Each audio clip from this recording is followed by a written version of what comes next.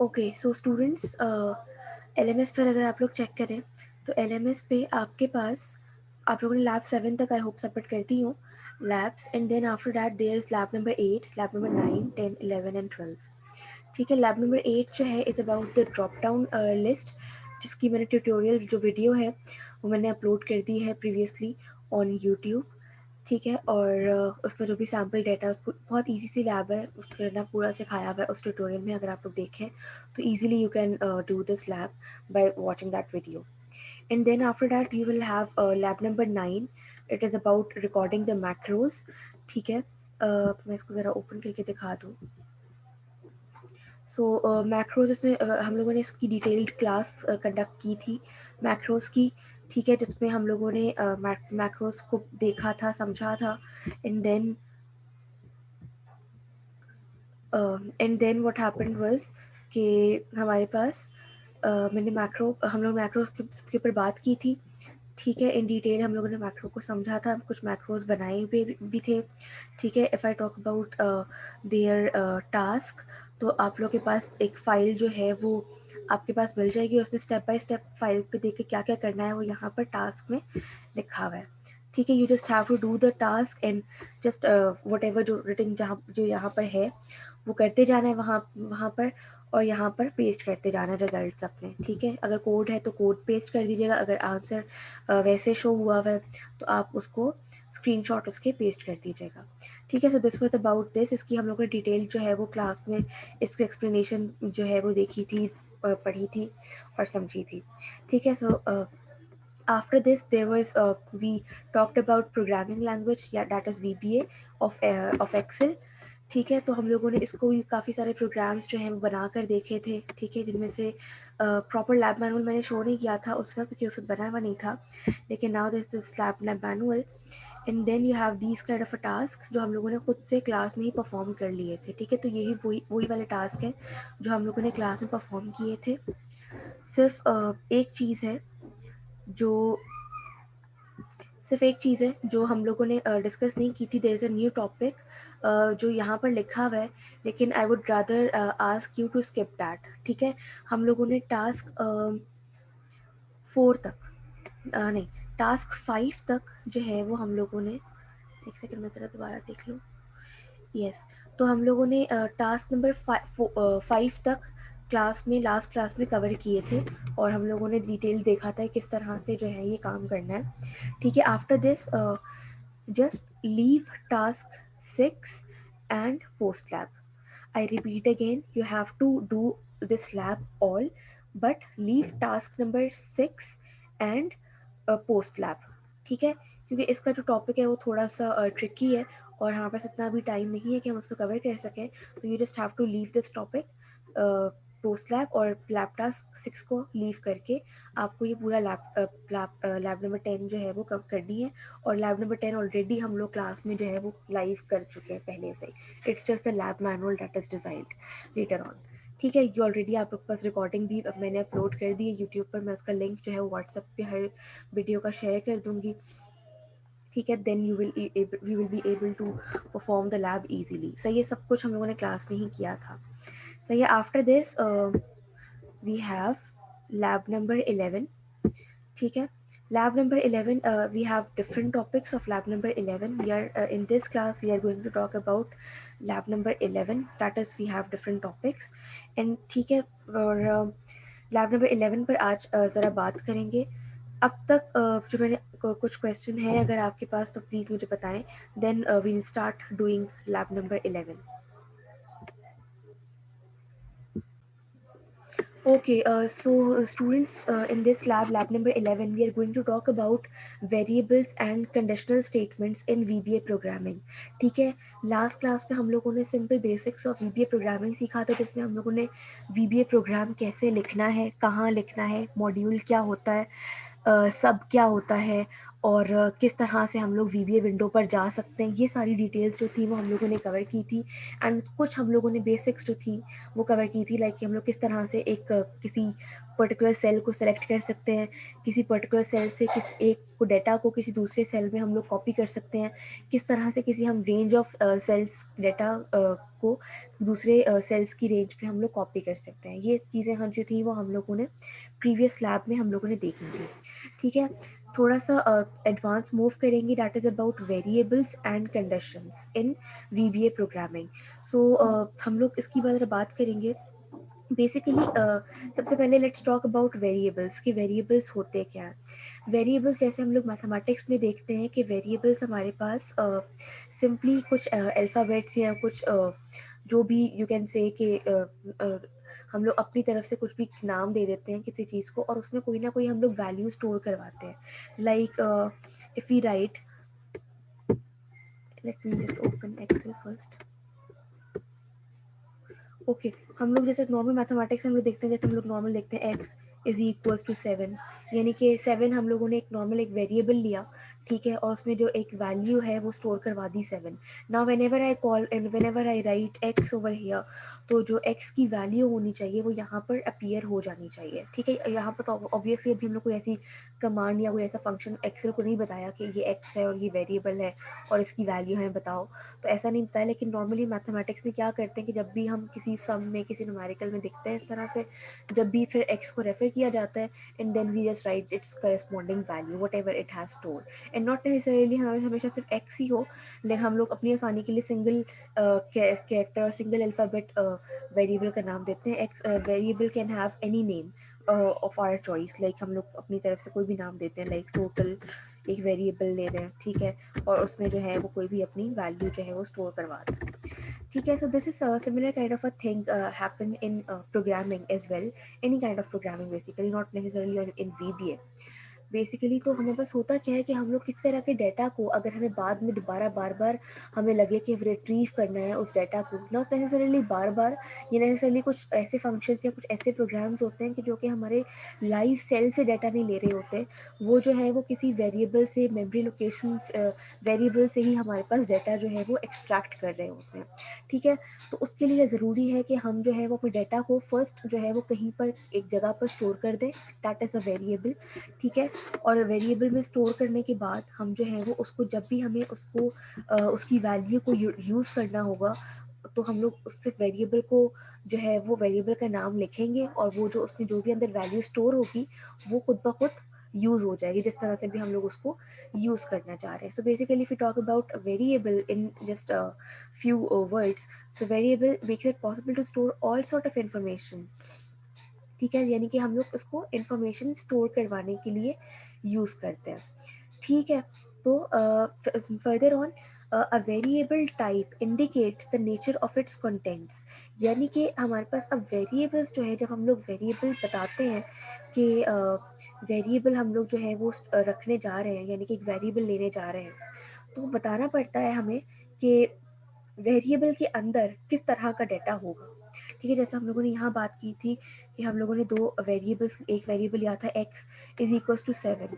Now if you see 7, 7 is a numeric data. First समझ में आ रहा है कि अच्छा 7 जो है वो न्यूमेरिक डाटा है। ठीक है, एक तो एक टाइप हो गई न्यूमेरिक डाटा।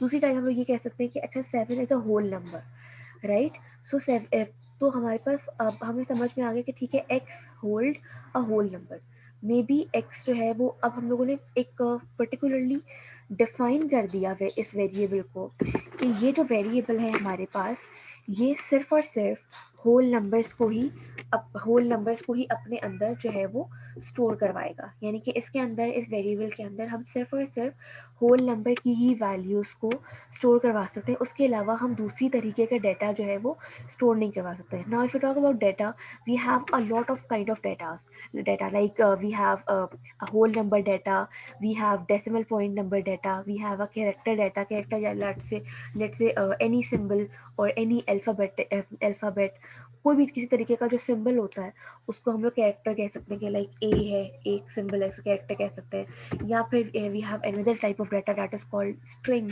तो स्ट्रिंग डेटा होता है, स्ट्रिंग में हमारे पास ग्रुप ऑफ कैरेक्टर्स होते हैं, like if I right my name over here, so this is a group of characters like FARAH, so F is one character, A is another character, R, so this is a group of characters basically, so a group of character is called as string.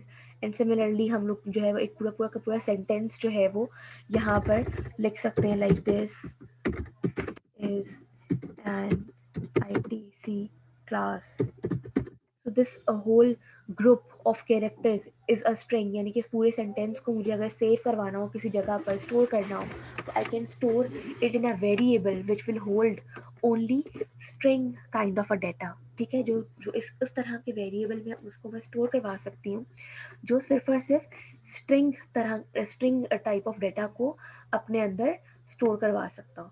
ठीक है, so basically if you want to utilize the variables in Excel, what happens is that the first step is that first step क्या है, अगर हम लोग variables को utilise करना चाह रहे हैं एक्सेल में, तो हमारे पास फर्स्ट स्टेप क्या है कि हम उस वेरिएबल को डिफाइन करें, यानी उस बताएं एक्सेल को, यानी फिर VBA को बताएं, VBA कंपाइल VBA लैंग्वेज या मैक्रो को बताएं कि जी हम जो है वो अभी एक वेरिएबल यूज़ करने जा रहे हैं। अब वो बताने का तरीका क्या है, बताने का तरीका यहाँ पर लिखा है, ये देखें।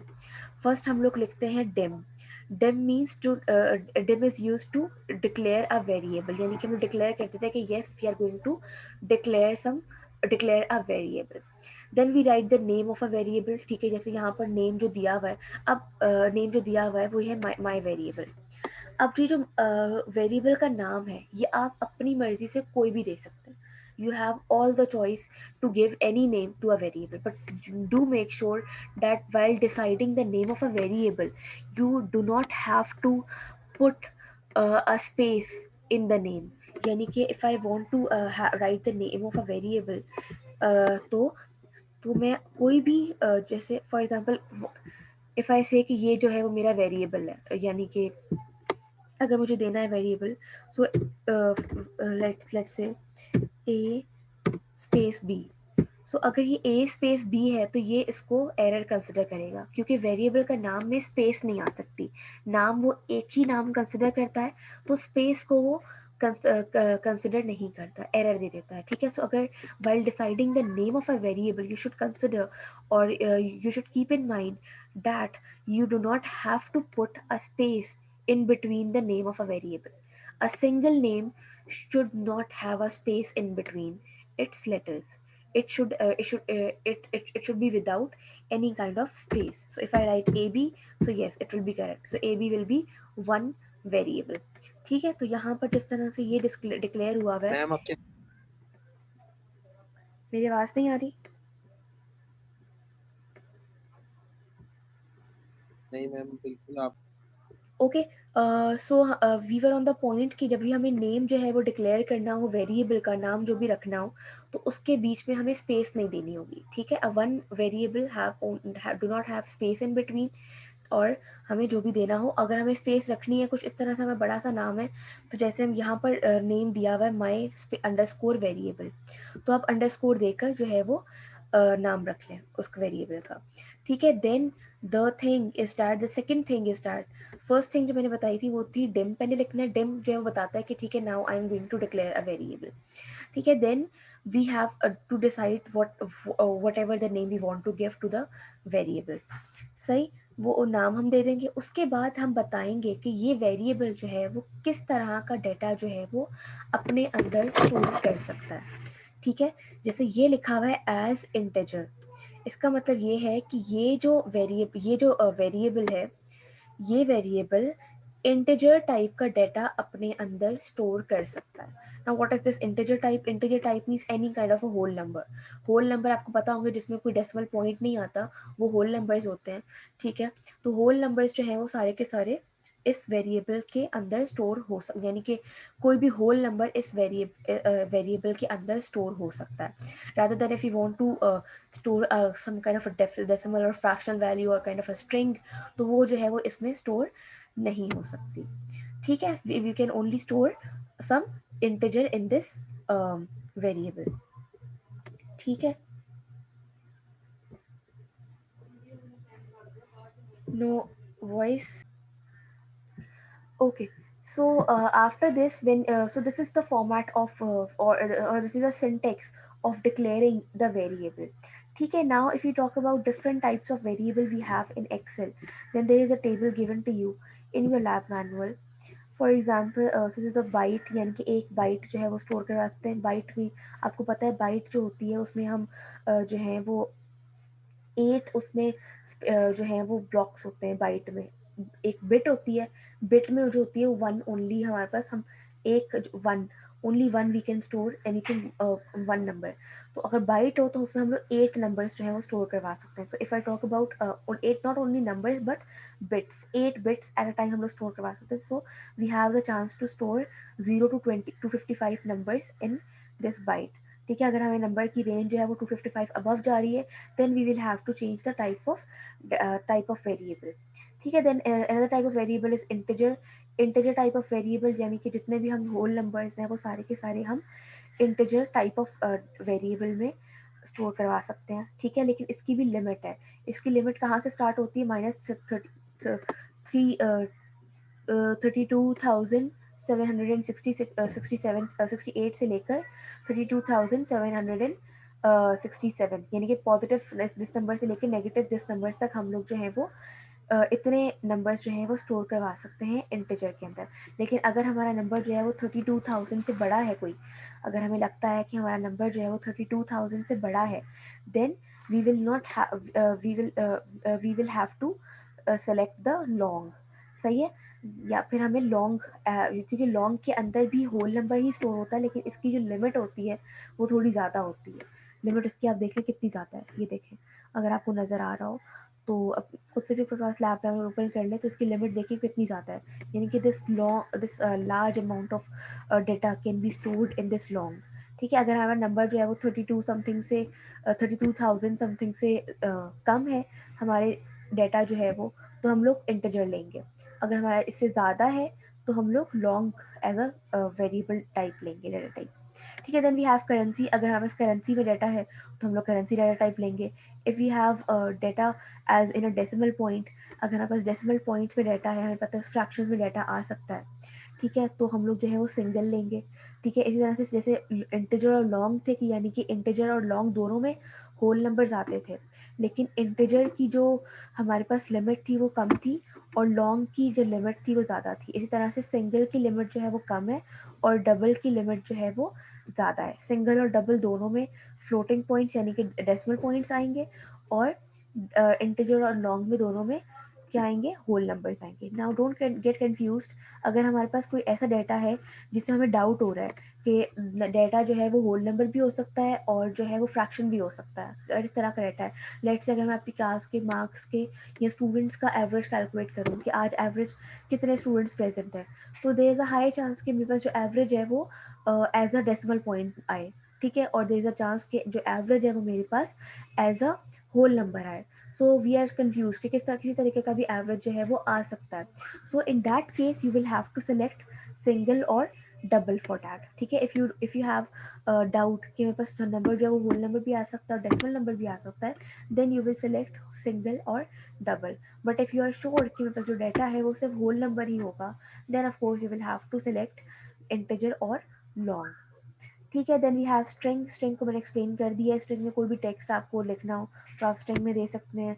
Then if you have date और time, then you will select date. Then boolean, boolean आपको पता है कि ट्रू और फॉल्स को को जो है वो अगर डेटा जो है सिर्फ ट्रू और फॉल्स हो सकता है हम बूलियन लेते हैं। Then so on and so forth. Object है, ऑब्जेक्ट जिस तरह से हम लोगों ने लास्ट क्लास में बात की थी ऑब्जेक्ट की, पता नहीं मैं अभी आई थिंक मैंने लाइव पे बात की थी या नहीं की थी। ऑब्जेक्ट बेसिकली जब हम लोग बात करते हैं कि कोई भी हमारे पास जो एक्ट शीट है, फॉर एग्जांपल मैं सेल को सेलेक्ट कर रही हूँ, ये जो सेल है, ठीक है, ये जो सेल है ये ऑब्जेक्ट है। ठीक है, इस तरह से जो भी कोई डाटा है, मतलब सेल्स फॉर एग्जांपल, ये सेल जो है ना इसको एज एन ऑब्जेक्ट कंसिडर कर लें। ठीक है, सिंपल वर्ड्स में अभी इतनी ही एक्सप्लेनेशन काफ़ी है ऑब्जेक्ट की, कि एक सेल को अगर मुझे डाटा चाहिए तो I can tell that this cell is, I can treat this cell as a object, as an object। ठीक है,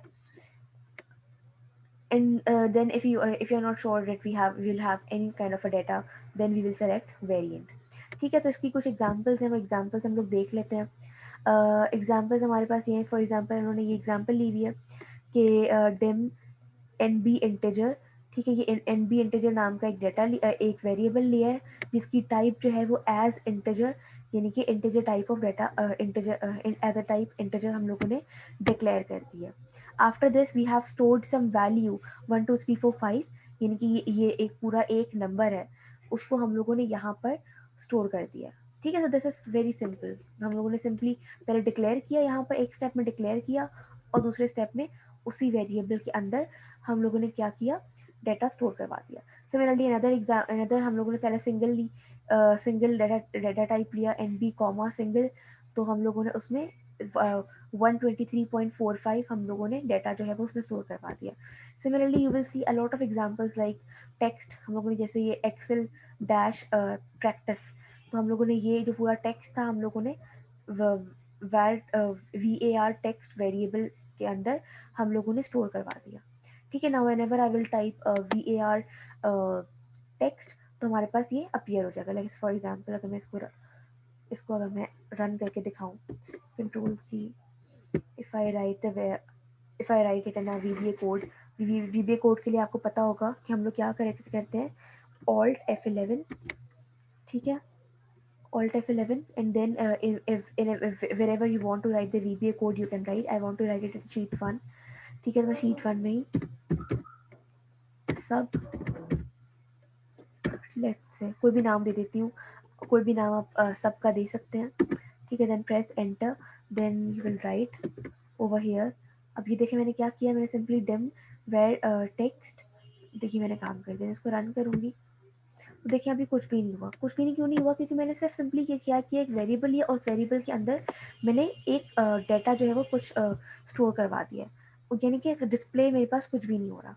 if I want to display this thing, then what I will do is I will write message box, then var text। अभी मैंने क्या किया, simple मैंने कहा है कि ये क्या करो कि जो है वो सिंपल मैसेज बॉक्स के थ्रू डिस्प्ले कर दो ये वेरिएबल, इस वेरिएबल के अंदर जो भी चीज़ है, सही है, ये वेर टेक्स्ट जो है वो डिस्प्ले कर दो, सही है। So when I will write, अच्छा अब मैं कर्सर, ये देखें कर्सर इसके अंदर रखकर जब मैं रन करूंगी तो डायरेक्टली रन हो जाएगा। अगर मैं इसके बाहर रख के रन करूंगी ये पूछेगा कि आपको यही वाला चाहिए रन करना, तो यस। तो ये देखें एक्सेल प्रैक्टिस सेव किया था मैंने, ठीक है, तो ये देखिए शीट 1 के अंदर ये मैसेज बॉक्स अपीयर हो गया, सही है, क्योंकि ये शीट 1 का मॉड्यूल है तो शीट 1 के अंदर जाकर ये मैसेज बॉक्स जो है वो एक्सेल प्रैक्टिस अपीयर हो गया। तो this is how you are going to use these variables. ठीक है, सो ये बहुत सिंपल है, इस तरह से उनको जो है वो हम लोग डिक्लेयर करके हम लोग उसकी वैल्यू जो है वो जब मर्जी चाहे एक्सट्रैक्ट कर सकते हैं, सही है। अब जब भी इसके अंदर जो भी वैल्यू स्टोर होगी वो जब भी हम चाहें उसको अपीयर करवा सकते हैं। ठीक है, so similar examples are given over there for date etcetera etcetera. Now now talk about another top let's talk about another topic, that is conditions।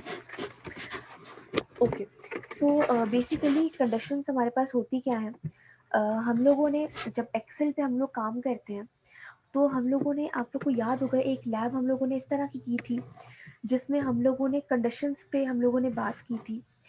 Excel में एक्सेल का इनबिल्ट फंक्शन हम लोगों ने यूज़ किया था, दैट वाज इफ फंक्शन। ठीक है, if function हम लोगों ने यूज़ किया था, हम लोग सिंपली क्या करते थे, इट इक्वल्स टू इफ लिखते थे और फिर जो कंडीशन ट्रू होती थी वो एक्सप्रेशन लिख देते थे और जो कंडीशन फॉल्स होती थी वो लिखते थे। और उससे पहले हम लोग क्या करते थे, लॉजिकल टेस्ट मीन्स हम लोग जो भी जिस कंडीशन को हम लोग चेक करना चाह रहे हैं वो कंडीशन लिखते थे। ठीक है, फिर उसके बाद ब्रैकेट में लिख देते थे, कॉमा डालते थे और ब्रैकेट में लिख देते थे कि अगर ये कंडीशन ट्रू हो तो क्या करना, और फिर कॉमा में अगर फॉल्स हो तब क्या करना, कॉमा के बाद अगर जब वो फॉल्स हो तो क्या करना। ठीक है, तो इस तरह से हम लोगों ने पूरा ग्रेड सेट जो है वो हम लोगों ने डिज़ाइन किया था स्टूडेंट का, कि अगर स्टूडेंट के मार्क्स जो है वो यहाँ से यहाँ तक आ रहे हैं तो उसको ये ग्रेड देना, और अगर नहीं तो फिर दोबारा चेक करना कि क्या मार्क्स हैं, अगर इस रेंज में आ रहे हैं तो फिर ये ग्रेड देना। पहले हम लोगों ने सिंपली करके देखा था कि उनकी रेंज क्या आ रही है, अगर इससे ज़्यादा आ रहे हैं मार्क्स तो जैसे फॉर एग्जांपल हम लोग यहाँ पर लिखते हैं, फॉर एग्जांपल यहाँ पर फॉर एग्जांपल अब मैं डायरेक्टली पहले फॉर्मूला लिख देती हूँ, इज इक्वल्स टू इफ, ठीक है, लॉजिक टेस्ट में फॉर एग्जाम्पल वो इस सेल को टेस्ट करे, ठीक है, इस सेल की वैल्यू को वो टेस्ट करे, if true then what it will do, it will just write a और पास, ठीक है, और इफ अब ये देखें मैंने किया क्या है, मैंने सिंपली इस टेस्ट को देख लिया है, लेकिन मुझे करना क्या चाहिए था, मुझे इसकी वैल्यू को देखना चाहिए था, ठीक है, यानी कि यहाँ पर मैं सिंपली ये अप्लाई नहीं कर सकती, यहाँ पर मुझे F7 like greater than 15 let's say, ठीक है, अगर ग्रेटर देन 50 है, ये कंडीशन लॉजिक टेस्ट डाल दी, अगर F7 यानी कि इस सेल की वैल्यू अगर ग्रेटर देन 50 होगी, इफ येस देन पास, यानी कि यहाँ पास लिख दे, और अगर फॉल्स हो जाएगी एल्स फेल, मतलब अगर ये नहीं, कंडीशन अगर फॉल्स हो गई तो फेल लिखते हैं यहाँ पर, ठीक है, तो हम लोग प्रेस एंटर करेंगे, अभी ये फेल लिख रहा है, फेल इसलिए लिख रहा है बिकॉज ये एम्प्टी सेल था, और एम्प्टी सेल का मतलब है कि वो उसको उसकी वैल्यू जीरो कंसिडर कर रहा है, but if I write something like 70 over here then it is writing pass. तो इस तरह से हम लोगों ने काम किया था using if else thing, if जो है वो इनबिल्ट फंक्शन हम लोगों ने यूज करते हुए जो है वो हम लोगों ने इसकी प्रोग्रामिंग की, दिस इज कॉल्ड कंडीशंस, कि यानी कि इस सेल की जो वैल्यू होगी वो कंडीशनल होगी, कि अगर वो इस कंडीशन को चेक करेगा, अगर कंडीशन ट्रू होगी तो ये काम कर देगा, कंडीशन फॉल्स होगी तो ये काम कर देगा, ठीक है। सिमिलरली हम लोगों ने एक और काम किया था, हम लोगों ने इफ़ के अंदर दूसरा इफ़ डाल दिया था, फिर दूसरा इफ़, फिर दूसरा इफ़, उसका क्या मतलब था कि हम लोग क्या कर रहे थे कि अगर वो जब इफ़ के अंदर इफ़ नहीं डाला था, बल्कि इफ़ के अंदर जो फॉल्स वाली कंडीशन आती थी ना, उस फॉल्स कंडीशन को लिखने की बजाय हम लोग दूसरा इफ़ डाल देते थे, ठीक है, जैसे यहाँ हम लोगों ने किया था कि इफ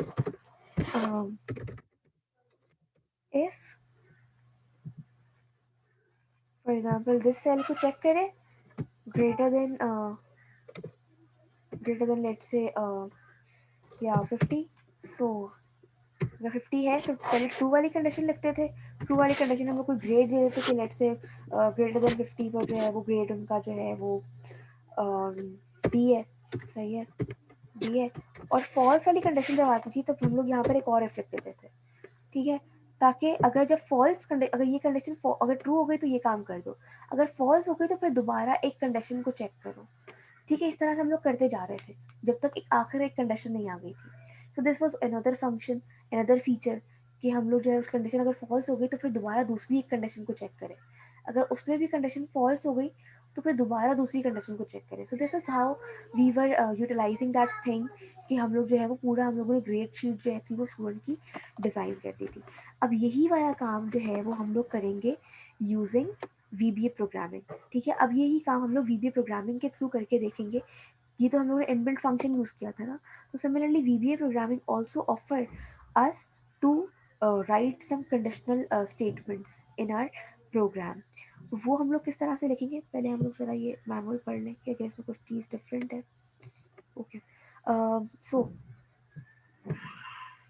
अच्छा हम लोगों ने ये देखा था कि इफ़, अच्छा इसका सिंटेक्स क्या होता है, VBA प्रोग्रामिंग जब हम प्रोग्राम लिखते हैं सिंटेक्स क्या होता है, पहले हम लोग इफ़ लिखते हैं, फिर कंडीशन लिखते हैं, और फिर देन लिखते हैं, और फिर उसके बाद जब कंडीशन ट्रू होने की सिचुएशन में वो उसने जो करना होता है वो हम लिखते हैं, ठीक है, फिर एल्स लिखकर कंडीशन फॉल्स होने की कंडीशन में जो हमें लिखना होता है वो हम लिखते हैं। इसको मैं करके दिखाती हूँ, सही है, फिर हम देखते हैं। अच्छा ये जो है ये कुछ कंपैरिजंस हैं कि वो जो कंडीशन हम लिखते हैं तो कंपैरिजन किस तरह से देख सकते हैं, इक्वल टू यानी कि हमें इक्वल टू का कंपेयर करना है, कि यानी कि दो वेरिएबल्स को कंपेयर करना है, या फिर नॉट इक्वल टू का ये सिंबल होता है, लेस देन का सिंबल, लेस देन और इक्वल टू का ये सिंबल होता है, ग्रेटर देन का ये सिंबल है, ग्रेटर देन और इक्वल टू का ये सिंबल है, and then we have some logical operators like and और नॉट। नॉट का आपको ऑपरेशन पता होगा कि not means if you want to negate something, यानी कि अगर हम चाहते हैं कि ये चीज़ नॉट हो, ठीक है, तो हम नॉट लिखते हैं, and then should be false, यानी कि जब ये फॉल्स हो तब ये काम करना, ठीक है, एंड देन एंड, और एंड मीन्स कि अगर हमें मल्टीपल हमारे कंडीशन एक साथ आ जाए तो हम लोग एंड और से उनको केटर करते हैं। अगर हमारा सिनेरियो इस तरह से है कि हमें पता है कि दोनों कंडीशंस का एक साथ ट्रू होना ज़रूरी है, then we will write and, और अगर हमें ये है कि दोनों में से कोई एक भी ट्रू हो जाए तो फिर फर्दर काम कर दो, देन वी विल राइट और। ठीक है। और एंड में डिफरेंस क्या है कि एंड में दोनों कंडीशंस, एंड के जो दोनों आसपास जो आगे पीछे दो कंडीशंस लिखी हुई होती हैं, अगर दोनों ट्रू होंगी, दोनों सही होंगी, दोनों फुलफिल होंगी, तभी वो आगे काम करेगा, अदरवाइज वो वाला काम नहीं करेगा। सही है। और अगर अगर हमें कोई चाहते हैं कि हमको एक भी अगर ट्रू हो जाए तो ये वाला काम कर दो, देन वी विल राइट और इन बिटवीन टू कंडीशंस। सही है। I repeat the things I have said. अगर if you want to cater more than one condition at once, ठीक है, अगर हम दो कंडीशंस को एक साथ चेक कर रहे हो इफ में, तो फिर हम लोग क्या करते हैं, हम लोग एंड और यूज़ करते हैं। ठीक है। एंड का मतलब ये होता है कि अगर जो दो कंडीशंस हम लोगों ने लिखी हैं एंड के आगे और पीछे, उन दोनों का ट्रू होना ज़रूरी है। जब दोनों एक साथ ट्रू होंगी, तभी जो है वो आगे काम करेगा, इफ वाला जो काम है वो करेगा। अगर दोनों में से कोई एक भी फॉल्स हो गई तो फिर वो इफ वाला काम नहीं करेगा, अगर हमने एंड लिखा हुआ है। ठीक है। लेकिन ऑन कंट्रेरी वी हैव और। इन और व्हाट वी हैव इज कि और के भी आगे और पीछे हम लोग दो कंडीशंस लिखते हैं। और और में ये होता है कि अगर दोनों में से कोई एक भी कंडीशन जो है वो ट्रू हो गई या फुलफिल हो गई, देन ये फर्दर काम कर देगा, यानी कि जो भी इसके अंदर काम लिखा हुआ होगा ये काम कर देगा। सही है। तो बस कोई भी एक कंडीशन जो है वो ट्रू होनी चाहिए। समझ में आ रही है यहाँ तक? Any question up till now? No ma'am.